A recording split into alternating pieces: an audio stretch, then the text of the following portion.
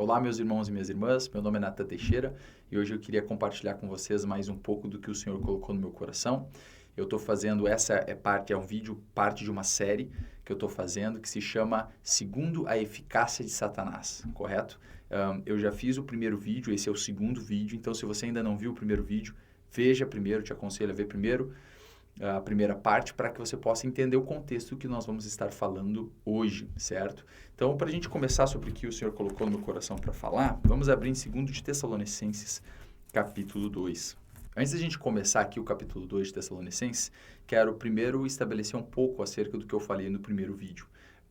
Quando a gente fala sobre tempo do fim, sobre os sinais da vinda do Senhor, sobre o que a Bíblia nos ensina acerca dos sinais da segunda vinda do Senhor Jesus Cristo, o Senhor não só nos ensina a conhecermos e nos instrui a conhecermos esses sinais, como a palavra de Deus fala que nós devemos ter uma vida movida por essa vinda do Senhor. Quer dizer, em outras palavras, todos os cristãos ou filhos de Deus, eles devem ser motivados não somente pelo que Jesus Cristo fez na sua primeira ressurreição, mas devem ser motivados e se apressarem, como diz na carta de Pedro, para a vinda do Senhor Jesus. Quer dizer, a vinda do Senhor, ela não é importante apenas para aqueles que estarão aqui quando o Senhor voltar. Ela é uma peça fundamental e uma estrutura de entendimento para moldar mesmo a nossa perspectiva enquanto a gente vive nesse tempo presente, certo? Todo filho de Deus, ele deve estar vivendo em resposta ao que Jesus Cristo fez na sua cruz e ressurreição e olhando adiante na expectativa da segunda vinda do Senhor Jesus, certo? Então, basicamente isso que eu falei no primeiro vídeo e agora, para continuar, vamos ler aqui capítulo 2 de 2 de Tessalonicenses, a partir do versículo 1, aqui é uma carta, essa é uma carta de Paulo à igreja que se encontrava em Tessalônica, certo? E no capítulo 2 aqui, Paulo ele começa a falar acerca da vinda de Jesus, a vinda do Senhor. E não só acerca dos sinais da vinda de Jesus, mas na verdade aqui ele está lidando com um problema que estava acontecendo naquela igreja. A verdade é que tinham pessoas que estavam trazendo ensinamentos errados acerca da vinda do Senhor. Aliás, vocês vão ver pelo contexto aqui que tinham pessoas que estavam ensinando que a vinda do Senhor já tinha acontecido. Quer dizer, que Jesus já tinha voltado ou que a vinda do Senhor estava eminente, poderia acontecer a qualquer momento. E vocês vão ver isso aqui. Então, no versículo 1 fala assim: Ora, irmãos, rogamo-vos pela vinda de nosso Senhor Jesus Cristo e pela nossa reunião com Ele, que não vos movais facilmente do vosso entendimento, nem vos perturbeis, quer por espírito, quer por palavra, quer por epístola, como de nós, como se o dia de Cristo estivesse já próximo, estivesse já perto. Olha que interessante. Então, Paulo, quando ele começa aqui o capítulo, que na verdade, quando ele começa esse assunto da vinda do Senhor, ele diz, olha, eu rogo para vocês, certo? Acerca da vinda do Senhor, eu rogo, ele fala assim, rogamo-vos pela vinda do Senhor e pela nossa reunião com Ele. Quando ele começa aqui o capítulo 2, ele está trazendo a atenção da igreja acerca do assunto da vinda de Jesus. Aqui no versículo 1 ele utiliza dois termos, ele fala a vinda do Senhor e nossa reunião com Ele. Quando chega no versículo 2, ele fala sobre o dia de Cristo. Quando você pega esses três termos, Paulo ele não está falando de três coisas diferentes.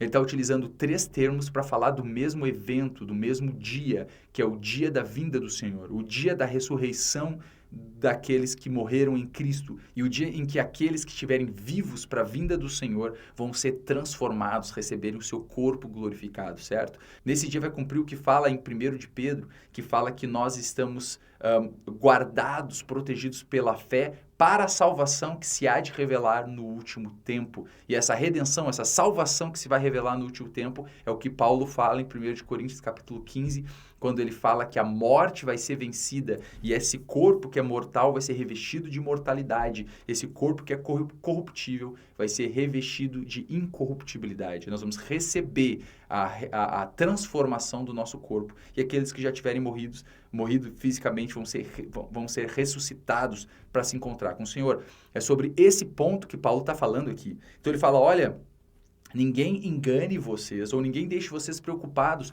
como se a vinda do Senhor, como se o dia de Cristo estivesse já próximo. Agora olha o que ele fala no versículo 3. Ninguém de maneira alguma vos engane, porque não será assim sem que antes, preste atenção nessa parte, sem que antes.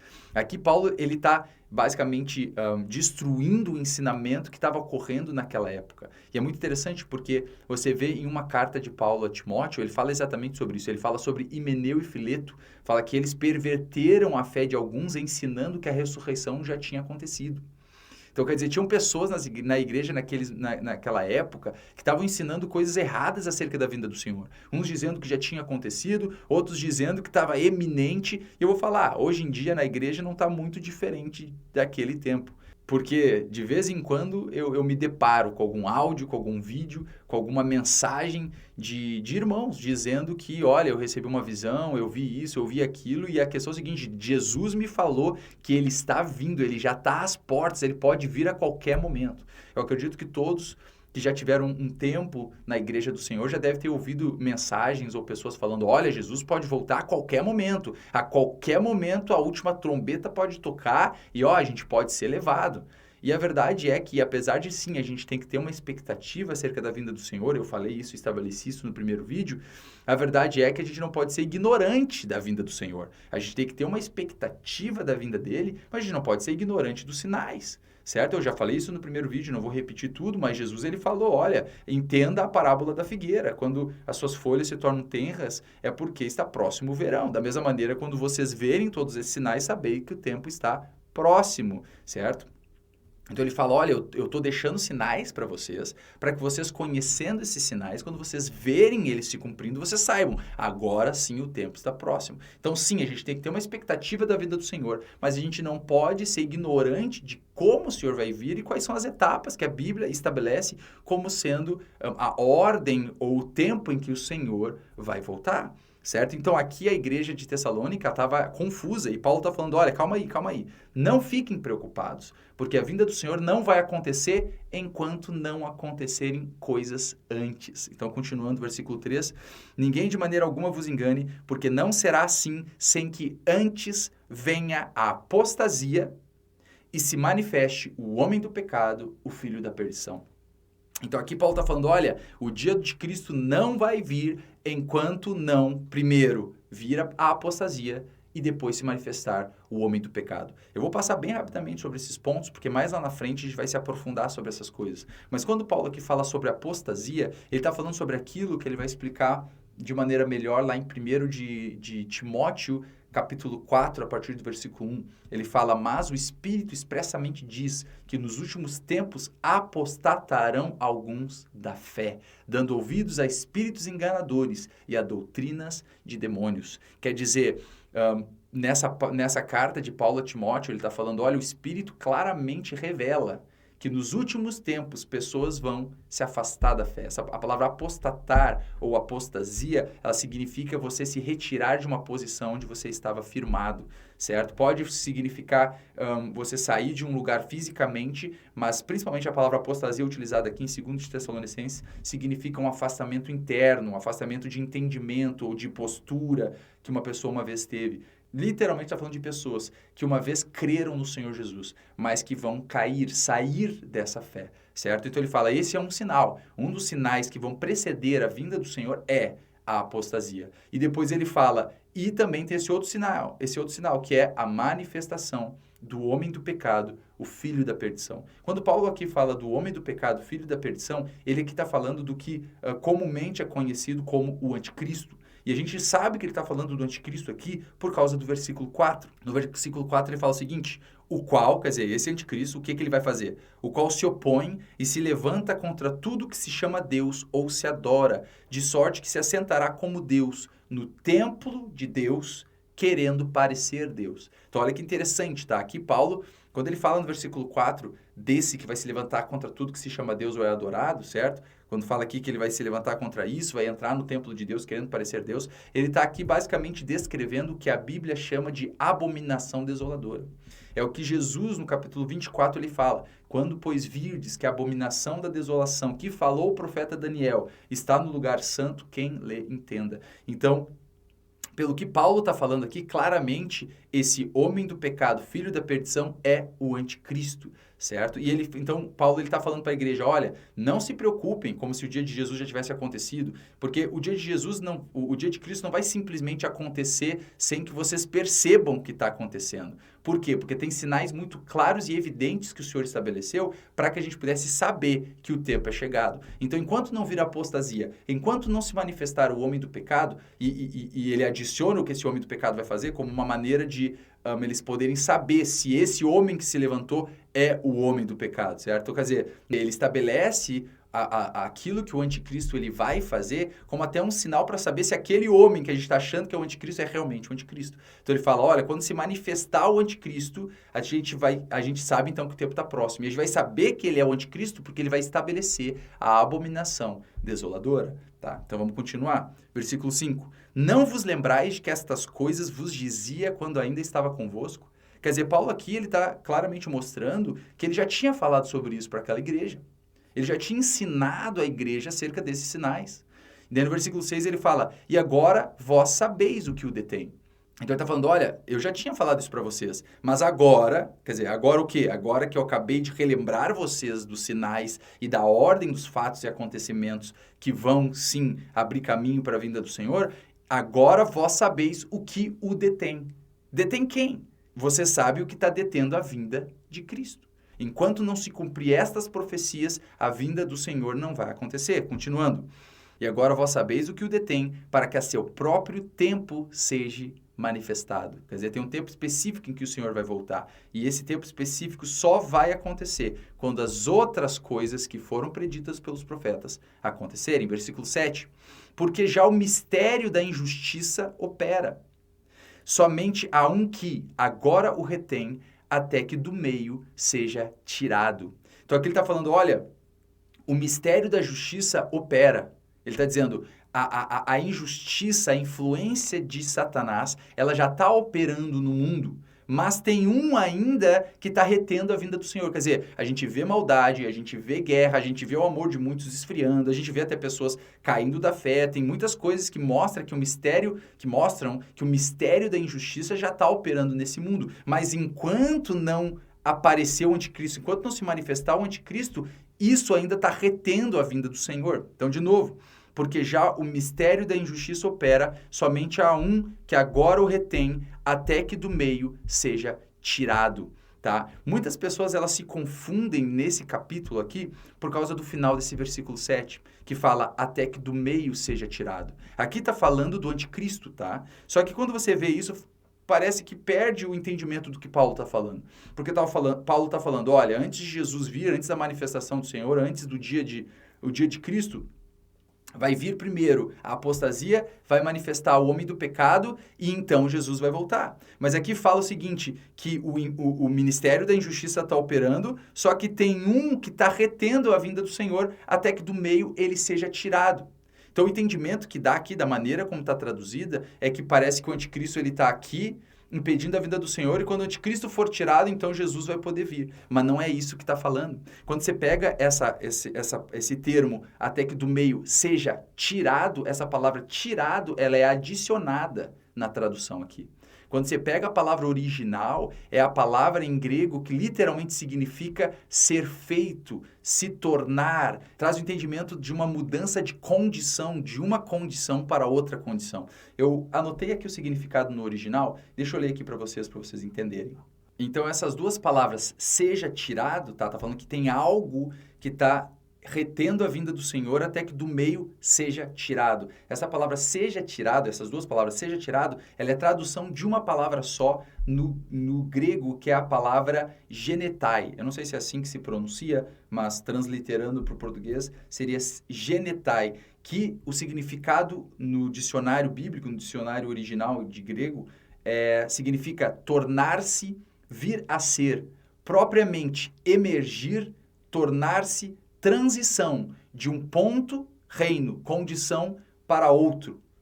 Significa fundamentalmente tornar-se, tá? Agora olha que interessante isso aqui. A variação desta palavra, utilizada nesta passagem, porque essa palavra aqui no grego ela é uma derivação de uma outra palavra, mas essa derivação especificamente, ela é encontrada 46 vezes em todo o Novo Testamento, sendo que todas as vezes na concordância Englishman, ela é traduzida no entendimento que concorda com o significado acima, certo? De se tornar, de sair de uma condição para outra condição, certo? Um exemplo nas Escrituras onde é utilizada essa palavra é quando Satanás chega para Jesus e fala, se tu é o Filho de Deus, ordene que essa pedra se transforme em pão. A palavra transforme é essa mesma palavra, utilizada aqui em 2 de Tessalonicenses.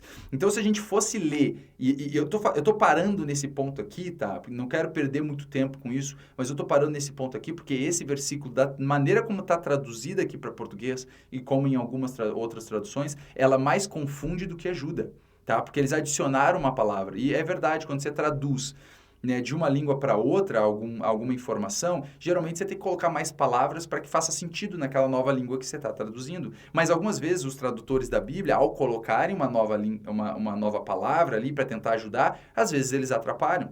Então aqui, se a gente fosse ler literalmente, sem adicionar nenhuma palavra, seria assim: porque já o mistério da injustiça opera, somente há um que agora o retém, até que do meio seja. Ponto. Até que do meio seja. Então aqui basicamente está falando, tem um que está retendo a vinda do Senhor, até que do meio ele seja feito, ele venha a ser, até essa palavra utilizada para emergir, até que do meio ele seja transformado de uma condição para outra. Pode ser da condição de desconhecido para conhecido. Entende? Ou até mesmo de inexistente, porque pode ser ele ainda não, né? Pode ser que ele já nasceu, pode ser que ele não nasceu. O anticristo, a pessoa que vai cumprir a profecia acerca do anticristo, pode ser que ele já nasceu ou não, então pode ser um entendimento de existência, de inexistência para existência, mas claramente aqui está falando que enquanto o anticristo não emergir, enquanto o anticristo não vir a ser, certo? Não vir a ser, a vinda do Senhor ainda está retida. Continuando. E então será revelado o iníquo, tá? A quem o Senhor desfará pelo espírito da sua boca e aniquilará pelo esplendor da sua vinda. Então ele está falando, olha, então quando chegar o momento, o iníquo vai ser revelado. Esse iníquo, na vinda do Senhor, ele vai ser destruído.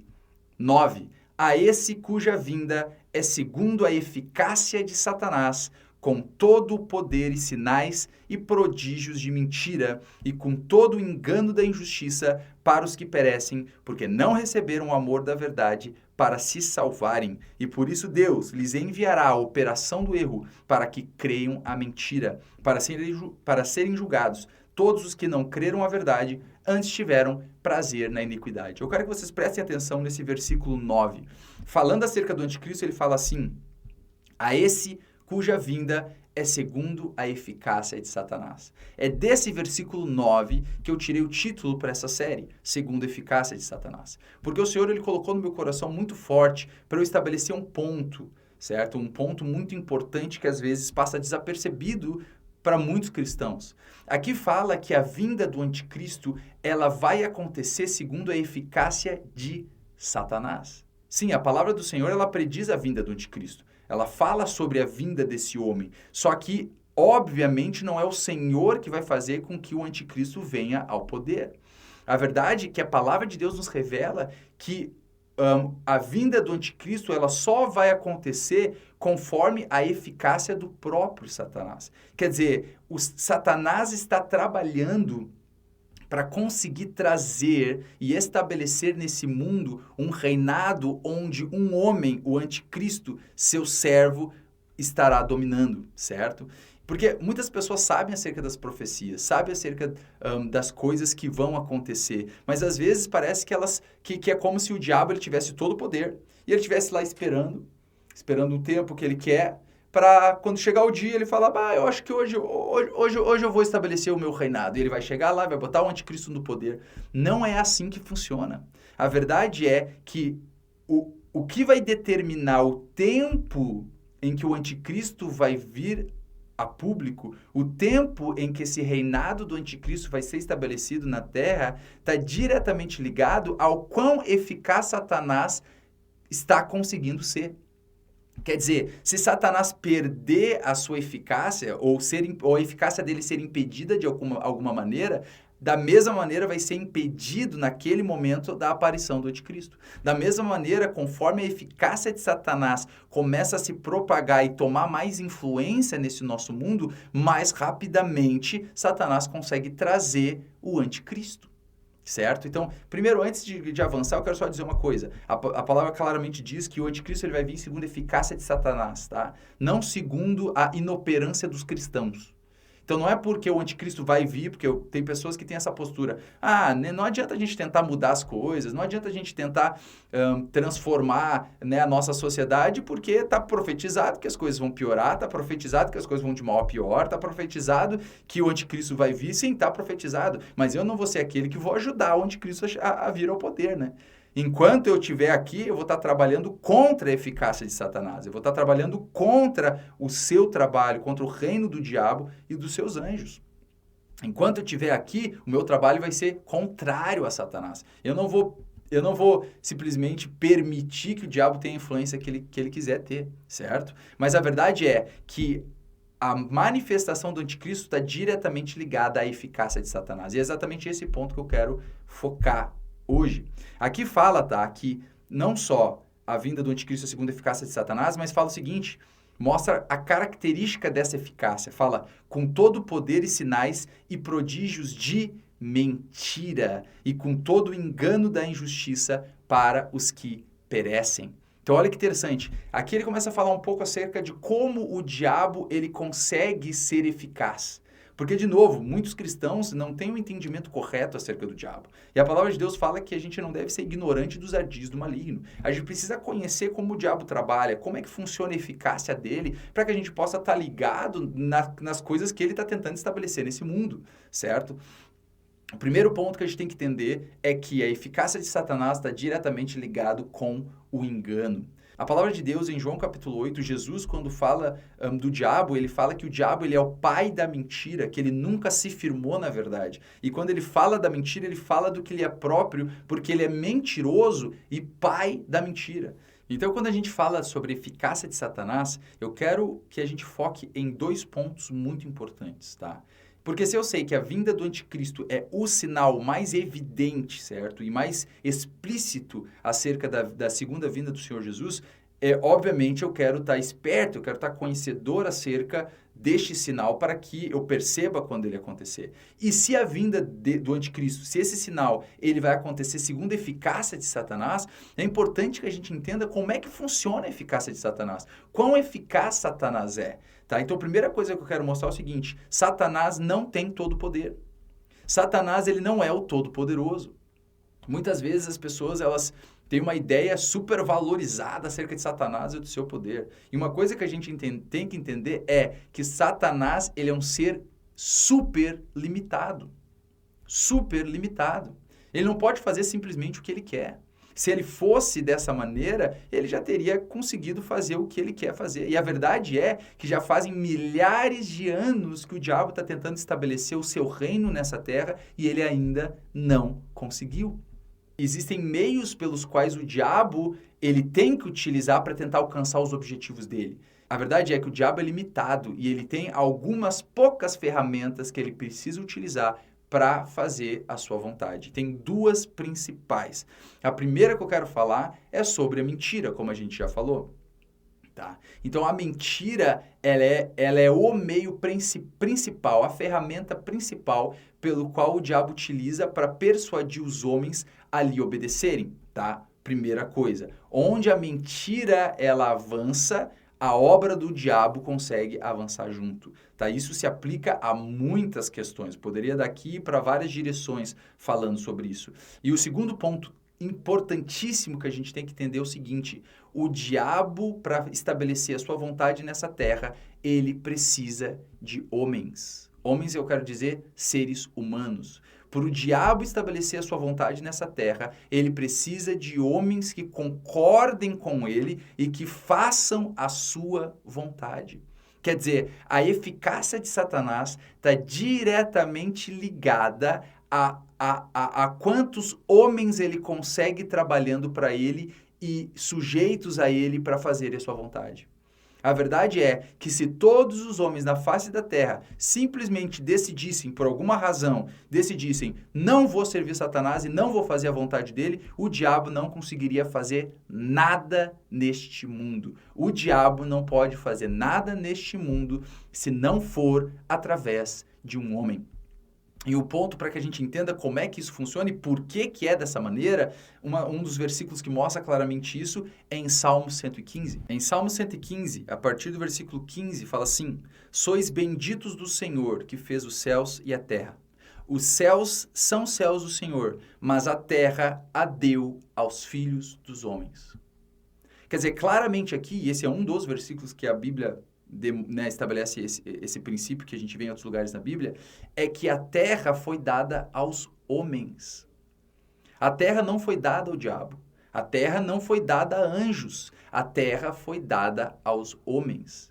Quer dizer, para que qualquer ser espiritual tenha influência sobre essa terra, ele precisa se apropriar da influência que Deus deu aos homens sobre a terra.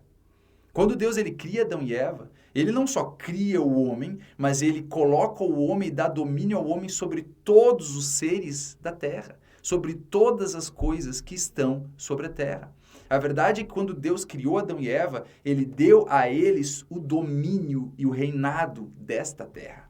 Portanto, se o diabo ele quiser estabelecer a sua vontade nessa terra, ele precisa se apropriar do domínio que Deus deu aos homens para que os homens, com o domínio que Deus deu, sujeitados a ele, cumpram a sua vontade nessa terra.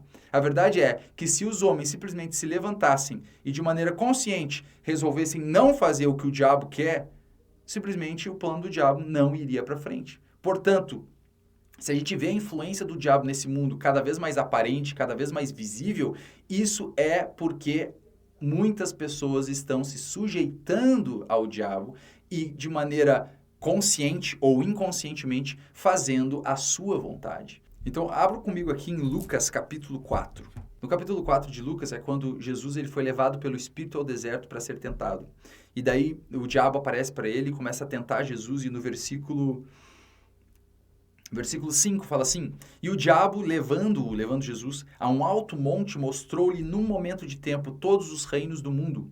E disse-lhe o diabo: Dar-te-ei a ti todo este poder e a sua glória, porque a mim me foi entregue e dou a quem quero. Olha que interessante, tá? Dele no versículo 7 ele fala: Portanto, se tu me adorares, tudo será seu. Versículo 8, e Jesus respondendo disse-lhe: Vai-te para trás de mim, Satanás, porque está escrito, adorarás o Senhor teu Deus e só a ele servirás. Olha que interessante isso. O diabo leva Jesus a um alto monte e ele mostra, em um momento de tempo, todos os reinos da terra. Eu creio que ali ele não apenas mostrou os reinos presentes naquele momento, mas ele mostrou todos os reinos da terra, passado, presente e futuro. Ele mostrou todos os reinos e a glória. E ele falou: Tudo isso te darei, porque a mim me foi entregue e eu dou a quem eu quero. E a pergunta é, quem que entregou o reino do mundo a Satanás? E a resposta é, não foi Deus, certo? Não foi Deus. A gente viu em Salmo 115, que fala que Deus deu a terra aos homens. Quem que entregou o reinado da terra a Satanás? Foram os homens. Mas como é que Adão, né? Isso obviamente aconteceu em Adão, mas como é que Adão fez isso? Como é que Adão entregou o domínio da terra a Satanás? Não é como se Adão tivesse pegado um distintivo e esse distintivo, quem tem esse distintivo tem autoridade sobre a terra. E ele desse esse distintivo a Satanás e agora Satanás tem toda a autoridade sobre a terra. Não, isso não é verdade. A verdade é que os homens continuam com um distintivo. Entre aspas. Os homens continuam com essa autoridade. Só que agora, quando Adão e Eva obedeceram a Satanás, eles se tornaram servos de Satanás. Eles se tornaram o que Jesus, no capítulo 8 também de João, ele fala: Vós tendes por pai a Satanás e quereis satisfazer os desejos do vosso pai.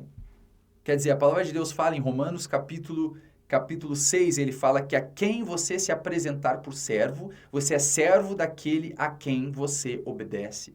Então, quando Satanás, né, a serpente, foi e enganou Adão e Eva, quando Adão e Eva propositalmente, de maneira consciente, obedeceram a Satanás, eles se colocaram por servos de Satanás. E a partir de então, o diabo passou a ser o Deus desse mundo. Até numa das epístolas de Paulo, Paulo chama Satanás do Deus deste século. Por que Deus desse século? Porque agora ele reina sobre o mundo. Por que ele reina sobre o mundo? Porque ele reina sobre os homens servos do pecado.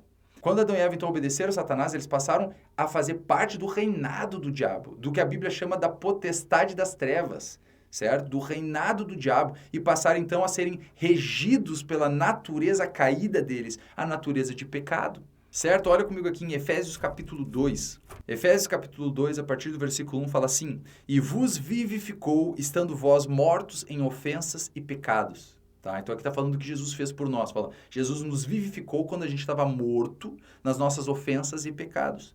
2. Em que noutro tempo andaste segundo o curso deste mundo, segundo o príncipe das potestades do ar, do espírito que agora opera nos filhos da desobediência, entre os quais todos nós também antes andávamos nos desejos da nossa carne, fazendo a vontade da carne e dos pensamentos, e éramos por natureza, filhos da ira como os outros também.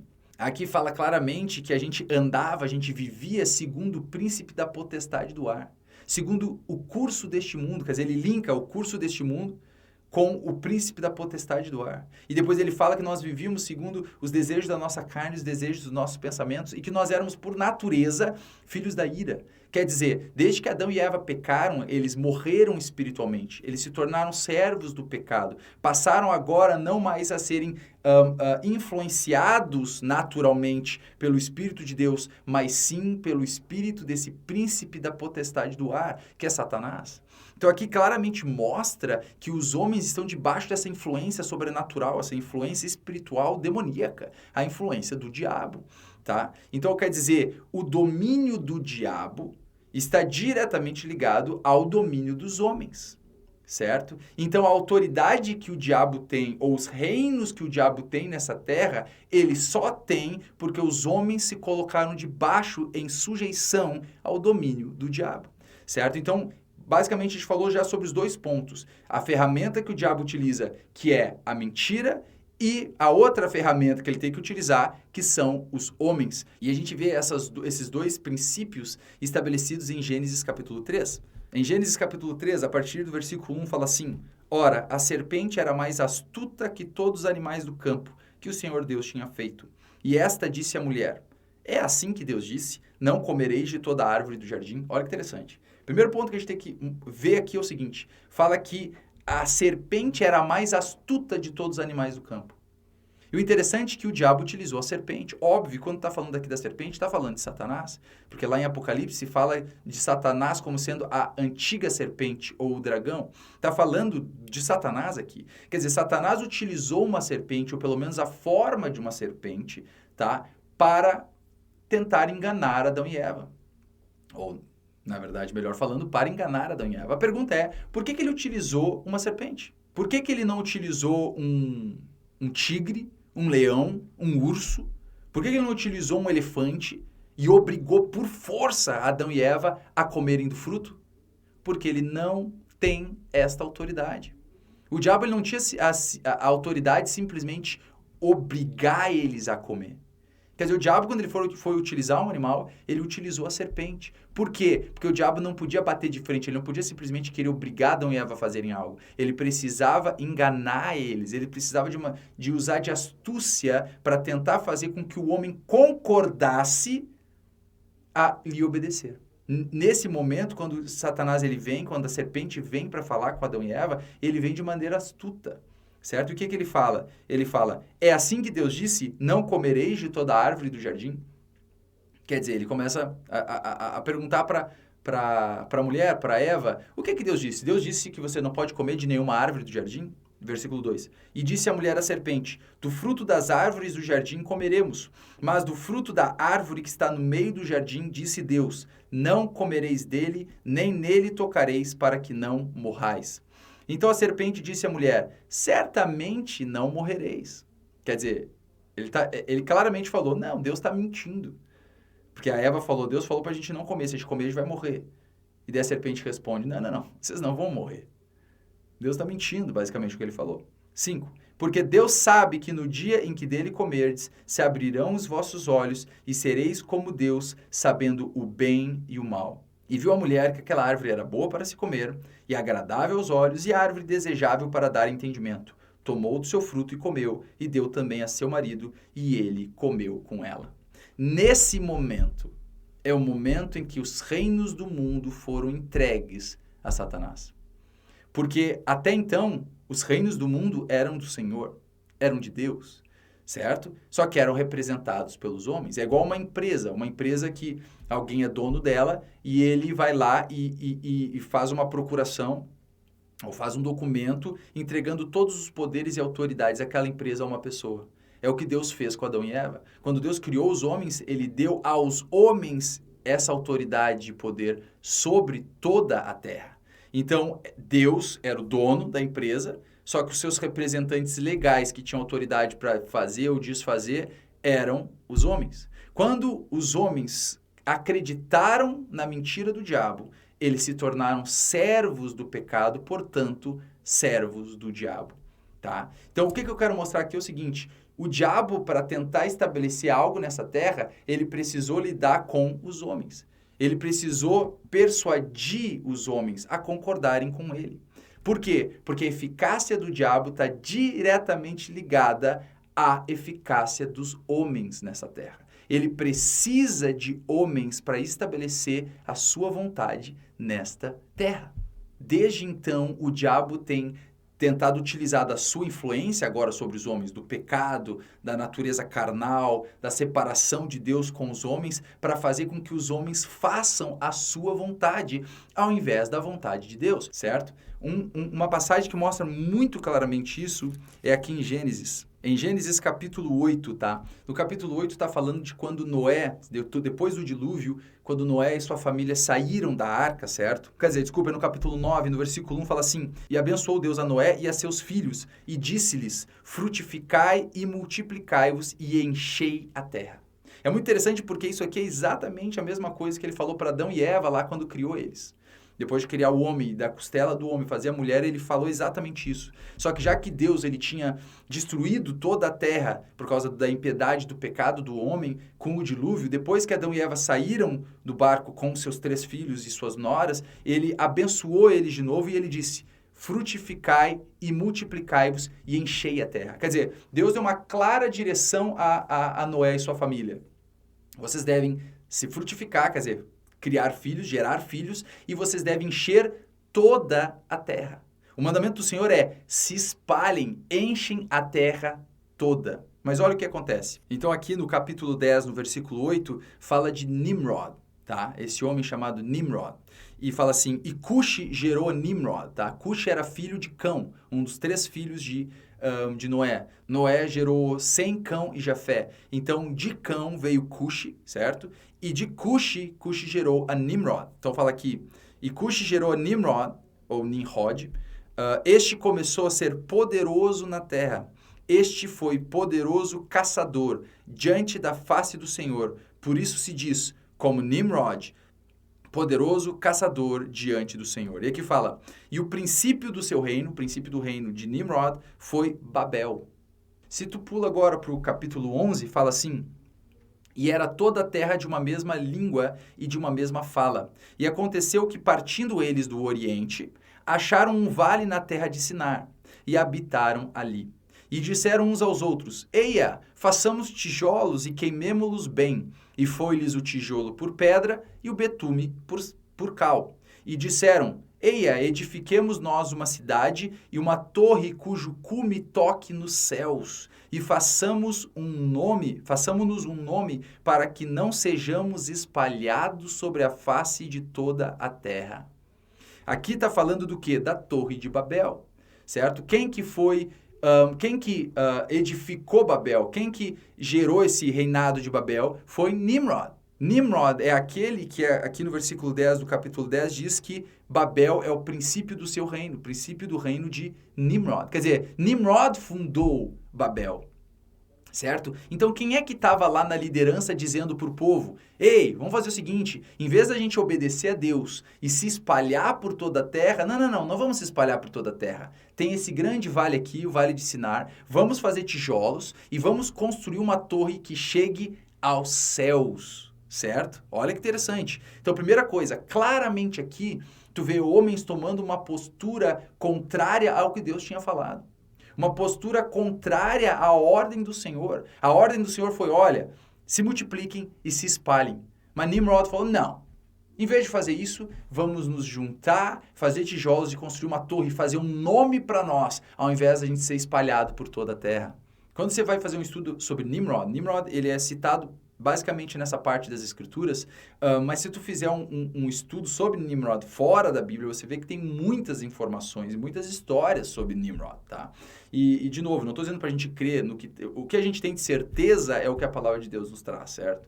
Mas tem muitas histórias sobre Nimrod. E, na verdade, Nimrod, ele é muito exaltado no meio ocultista. Nimrod, ele é visto com bons olhos no meio oculto, no meio ocultista, tá? Então, na verdade, tem histórias de que Nimrod, o sonho dele era destronar Deus. Tem uma história que eu li que ele subiu uma alta torre, não sei se é na Torre de Babel, e ele atirou uma flecha para cima para tentar atingir Deus. Quer dizer, Nimrod, ele se rebelava contra Deus. Quando fala aqui que ele era um grande caçador diante da face de Deus, pode-se entender, alguns entendem que ele está falando que ele era um caçador à face de Deus, quer dizer, ele queria destronar a Deus, ele queria se rebelar contra Deus e fazer o contrário do que o que Deus estava instruindo a humanidade a fazer. E a verdade é, quem que estava liderando Nimrod a fazer isso? Satanás, certo? Vamos continuar aqui, versículo 4. E disseram, eia, edifiquemos nós uma cidade, uma torre cujo cume toque nos céus, e façamos-nos um nome para que não sejamos espalhados sobre a face de toda a terra. Então desceu o Senhor para ver a cidade e a torre que os filhos dos homens edificavam. Agora preste atenção. Versículo 6. E o Senhor disse, eis que o povo é um, e todos têm uma mesma língua, e isto é o que começam a fazer. E agora não haverá restrição para tudo o que eles intentarem fazer. Olha que interessante. O Senhor falou, Deus falou, todo o povo está unido, eles são um. E olha o que eles estão querendo fazer. E aqui diz que não haveria restrição para tudo o que eles intentassem fazer. Quer dizer, Deus, conhecendo a autoridade que Ele deu sobre os homens, e vendo que os homens tinham se unido para cumprirem um propósito que era em rebelião a Ele, Ele ficou...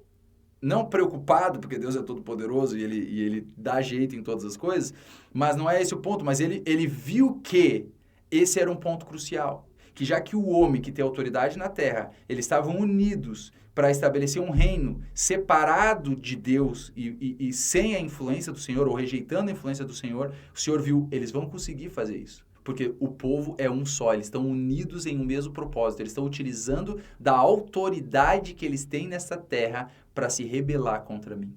Continuando. Versículo 7, Deus falando, eia, desçamos e confundamos ali a sua língua, para que não entendam a língua do outro.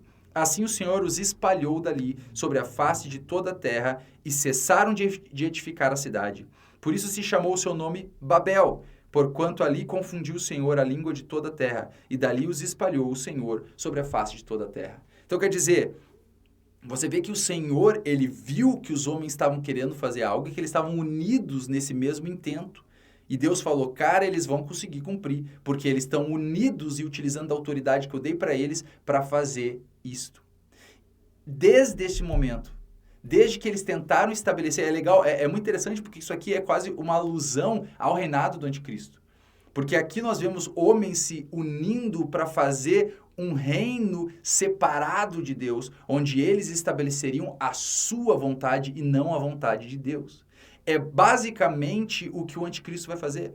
É basicamente o que o diabo vai fazer através do anticristo. Mas para que ele consiga isso, ele precisa da união dos homens. Ele precisa que homens concordem juntamente com outros homens, utilizando da sua autoridade para que estabeleçam a vontade dele nessa terra.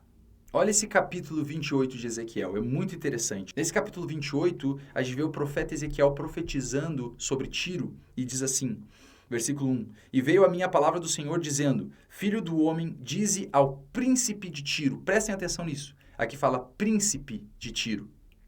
2 pontos. Assim diz o Senhor Deus, porquanto teu coração se elevou e disseste, eu sou Deus. Sobre a cadeira de Deus me assento no meio dos mares. E não passas de homem, e não és Deus, assim que estimas o teu coração, como se fora o coração de Deus. Eis que tu és mais sábio que Daniel. E não há segredo algum que se possa esconder de ti. Olha que interessante.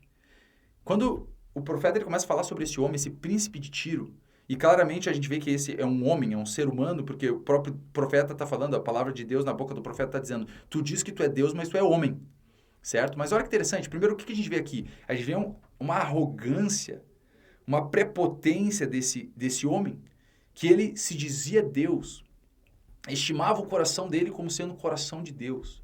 E não só isso, fala que ele era um homem muito sábio. Ainda mais sábio que Daniel, o profeta.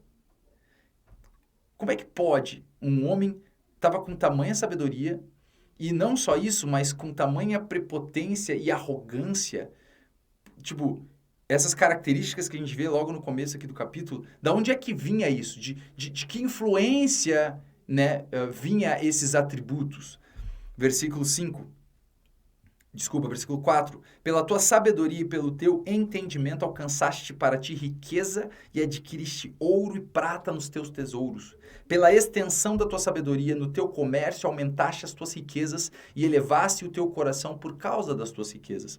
Portanto, assim diz o Senhor Deus, porquanto estimas o teu coração como se for o coração de Deus, por isso eis que eu trarei sobre ti estrangeiros, os mais terríveis dentre as nações, os quais desembainharão as suas espadas contra a formosura da tua sabedoria e mancharão o teu esplendor. Eles te farão descer a cova e morrerás da morte dos transpassados no meio dos mares. Quer dizer, Deus falou, já que tu está sendo arrogante assim, estimando teu coração como sendo o coração de Deus, eu vou levantar um povo contra você, certo? E tu vai morrer transpassado, quer dizer, tu vai morrer transpassado por uma espada. 9. Acaso dirás ainda diante daquele que te matar, eu sou Deus? Mas tu és homem e não passas...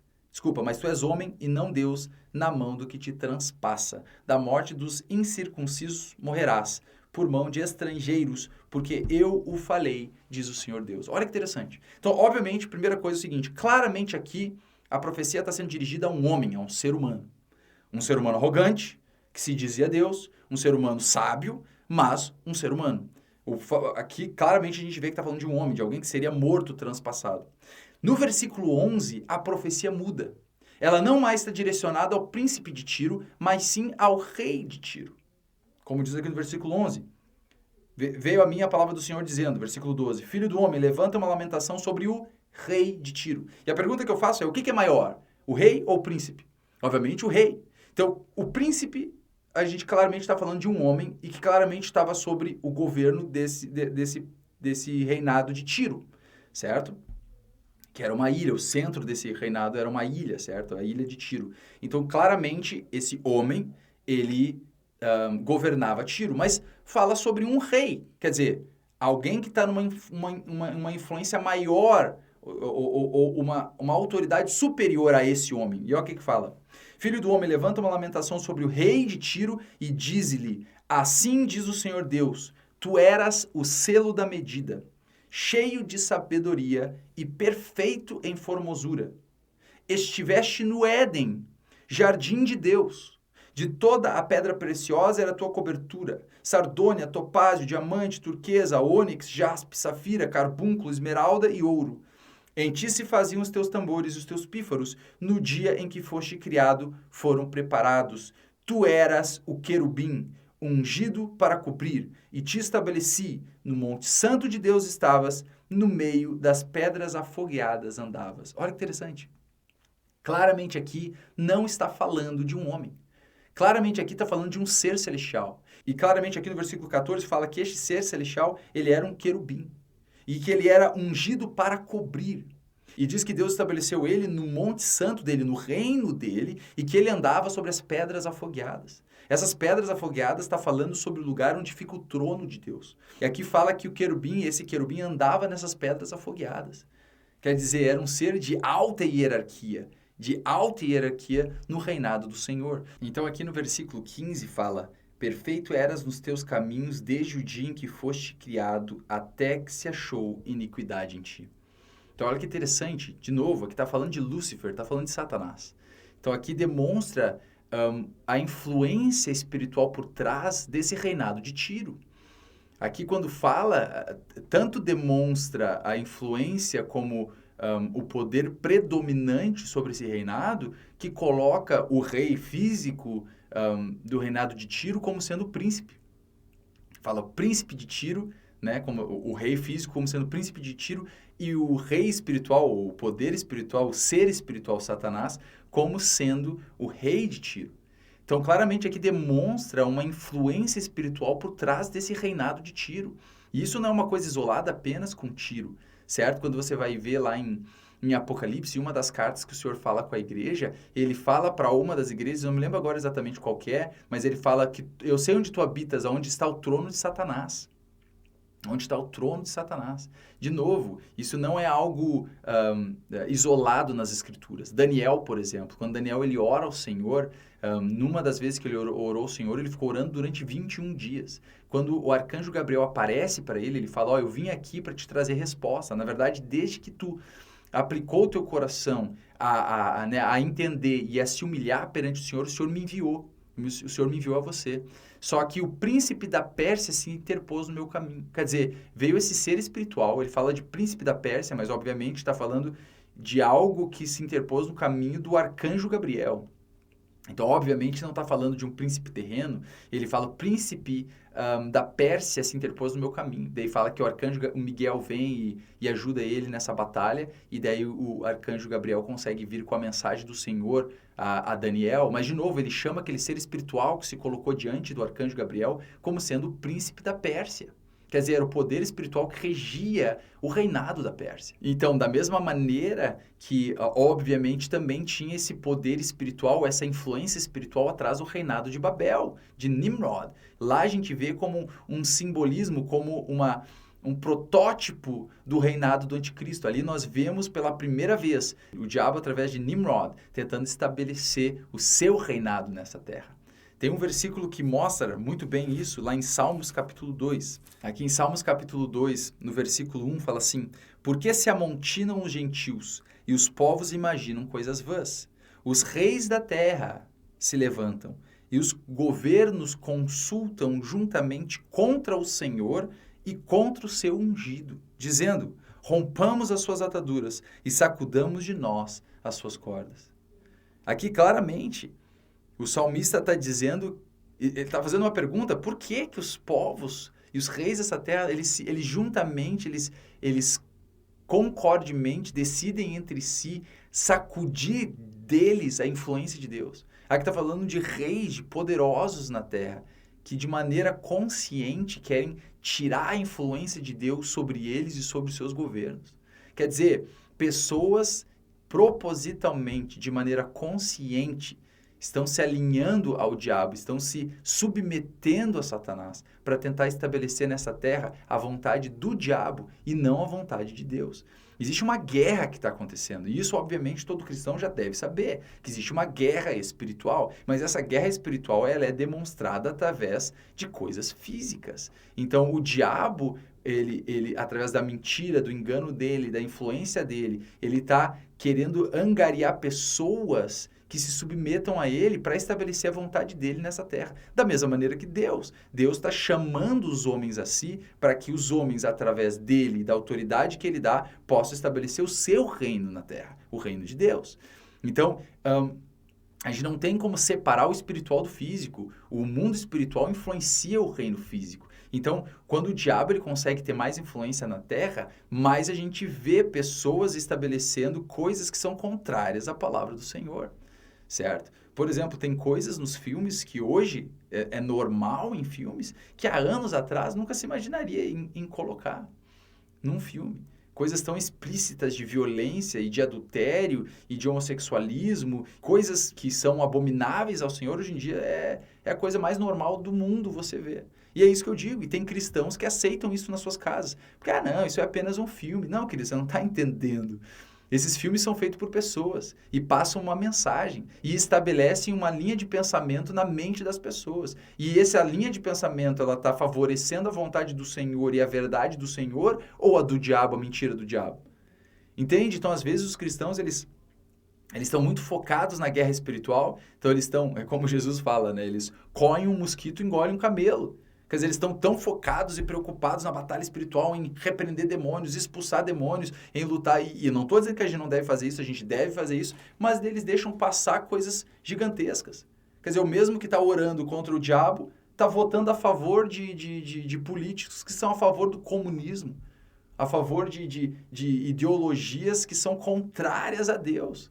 E essas pessoas que são a favor disso, elas ou inconscientemente ou conscientemente, muitas delas, estão fazendo isso de propósito, porque eles querem destruir a cultura de Deus, eles querem destruir tudo que é divino, a família, a criação dos nossos filhos nos preceitos do Senhor, certo? A sexualidade. Eles querem perverter, eles estão tentando de maneira consciente alcançar teus filhos, tua família, o domínio do teu dinheiro, o teu livre-arbítrio, o teu poder de decisão, o governo do teu país. Os cristãos às vezes não percebem. E eles deixam coisas acontecerem à volta deles e aceitam coisas na vida deles que está sendo feito como uma agenda do diabo e eles não percebem. Porque eles estão tão preocupados em repreender o diabo aqui, mas não estão percebendo a ação do diabo desse lado aqui. Quer dizer, eles aceitam a doutrinação do diabo, os filmes do diabo, as ações políticas do diabo, o autoritarismo do diabo através de governos, através de leis, através de política, e eles não percebem, eles aceitam como sendo algo normal, certo? Então, de novo, nós estamos numa batalha espiritual. Aqui você vê a Bíblia claramente dizendo de reis governantes em conjunto decidem se levantar contra a influência e a vontade do Senhor.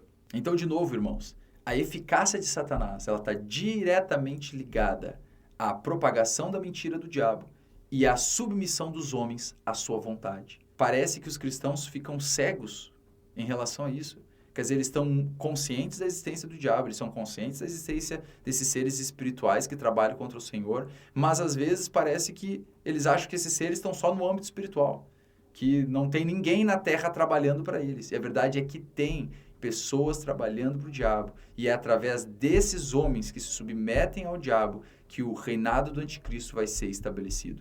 E pensando nisso, eu preparei para mostrar esse ponto. Eu preparei um outro vídeo que eu vou postar depois desse, que é um testemunho. É um testemunho de um irmão chamado John Todd, um americano, que ele nasceu numa família bruxa. Ele cresceu nessa família bruxa, cresceu no meio da bruxaria. E depois ele entrou para o satanismo e galgou patamares no ocultismo a tal ponto que ele fez parte de uma organização secreta, política, ocultista, chamada Os Illuminati, certo? E após a conversão dele, ele começou a expor tudo que ele viu lá dentro. Os planos, como essas sociedades secretas funcionam. Esse testemunho dele foi gravado em fitas e esse testemunho foi transcrito, certo? E traduzido. Então, eu tinha o PDF desse testemunho e eu li, certo? Eu dublei essa carta e fiz um vídeo. Eu não fiz esse vídeo para exaltar o diabo ou para colocar medo nos cristãos, não. Para tentar despertar os cristãos para a realidade do que já está acontecendo há muito tempo, coisas que a palavra de Deus já nos avisam há muito tempo, para mostrar que, sim, tem pessoas que de maneira consciente estão querendo trazer o reinado do anticristo a essa terra e estão querendo estabelecer o reino do diabo, certo? Então, e eu vou dizer uma coisa, irmãos. Se vocês nunca deram atenção para isso, porque você jogou fora como sendo, essa é a teoria da conspiração, é bobagem. Tudo que eu tenho para dizer para você é que você tem escolhido permanecer na ignorância, tá? Porque a verdade existe abundância de informação que comprova que sim, existe uma agenda satanista para ser estabelecida nessa terra, que já está em andamento, obviamente, há muito tempo, desde que o diabo está no mundo, mas que estão por trás de muitas das coisas que estão acontecendo hoje na Terra, tá bom? Então, o que eu quero é que a gente, como cristãos, a gente desperte para essa realidade. Para que a gente não só seja consciente da guerra espiritual, das coisas que estão acontecendo espiritualmente, dos demônios, dos anjos e tal, mas para que a gente possa olhar movimentos políticos, coisas que estão acontecendo, né, em nome da saúde, e que a gente perceba que nem tudo é como se parece. E que a gente possa não simplesmente aceitar tudo que nos é proposto como sendo, é normal, é assim mesmo, é para ser assim, certo? Que a gente possa estar acordados para o tempo que nós estamos vivendo. Então, esse testemunho tem muitas coisas que, se você correr atrás, você vai ver que tem como verificar e que são verdadeiras. Já tem outras coisas que não tem como eu comprovar, certo? Então, eu peço para que vocês orem, peço ao Senhor sabedoria, para que vocês façam igual o Paulo falou, que vocês examinem tudo e retenham o que é bom, certo? Então, eu espero que vocês tenham entendido, tenham gostado, fiquem com Jesus e até a próxima.